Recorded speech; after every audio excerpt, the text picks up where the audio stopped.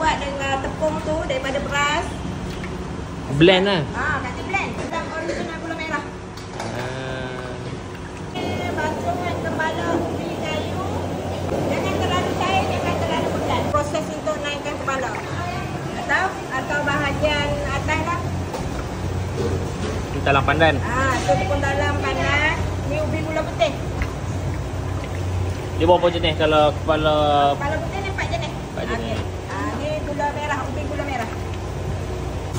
Ni keladi. Keladi bawah dia ada ubi keladi. Okay.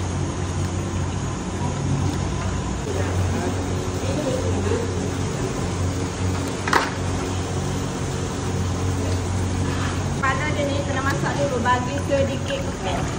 Kita tak pakai flavor langsung. Durian apa tadi? Di 24. Okey, ini proses untuk kita mengukus. Kita naik 7 tingkat. Okey.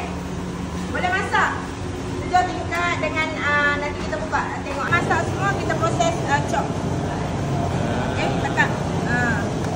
So senang orang nak potong dia. Senang, nanti anak-anak agent semua siap ambil dah. Boleh potong tengok. Ni dah siap dah.